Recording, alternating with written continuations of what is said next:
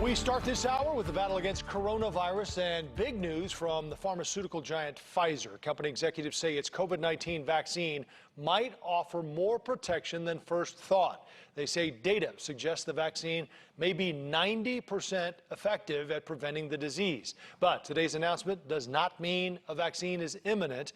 The analysis comes from an independent data monitoring board. It reports it found just 94 infections in a vaccine study that included nearly 44,000 people in the U.S. and 5 other countries.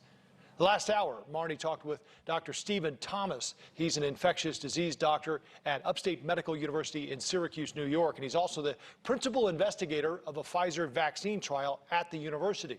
She asked if this vaccine will be similar to the flu shot or have a longer effectiveness. People should remember these trials are 2 years in duration, and one of the reasons that they're 2 years in duration is because of we have to investigate durability of immunity or durability of protection.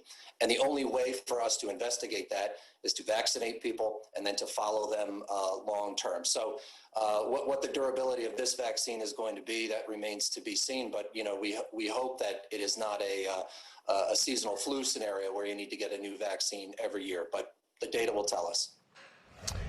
Well, late this evening, the FDA authorized the emergency use of an experimental coronavirus therapy that can be used for mild to moderate cases of COVID-19.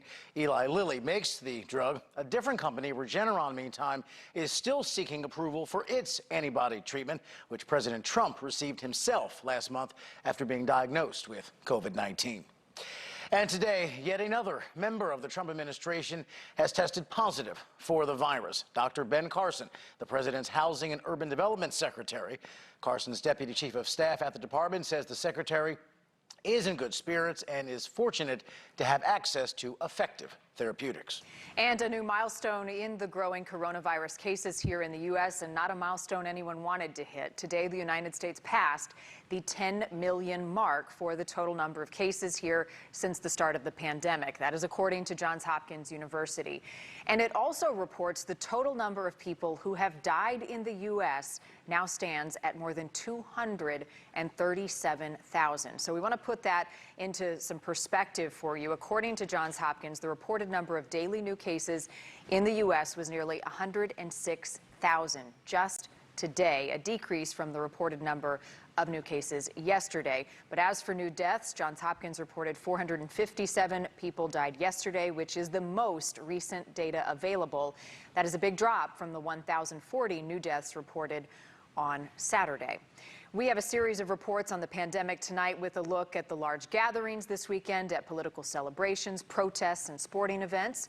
First, Marky Martin is in Dallas with a look at the toll the virus is taking. Marky. Yeah, Marnie, and a global milestone was reached on Sunday when Johns Hopkins University announced that we have officially seen more than 50 million cases worldwide at this point. And as you just mentioned, nationwide, we're seeing our numbers increase, and several regions across the country now implementing new measures to help mitigate the spread of this virus. Here's your Monday breakdown. Worldwide cases on the rise in France, India, Italy, Poland, and the United States. As of Monday in America, COVID cases have topped 10 million.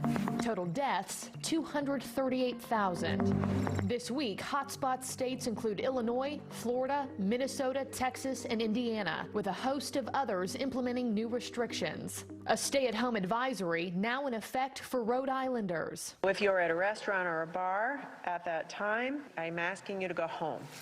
The advised 10 p.m. curfew largely impacting bars and restaurants. The bottom line is our expenses are still continuing, our insurances come up, your leases come up, our taxes are always due. On Sunday evening, Utah's governor issuing a new state of emergency, complete with a mask mandate and social gathering restrictions. Doctors calling it a great first step. If we aren't seeing the improvement that we need to see to really decrease the burden on our healthcare networks, is that we've taken another step further.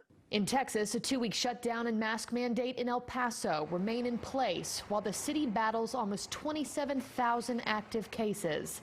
A 10th mobile morgue brought in to contain those who have passed. For thousands like Vicki Brown, who lost her husband, these numbers are personal. Yesterday when he called me, he said it a little different. And he said to me, I'm not going to make it.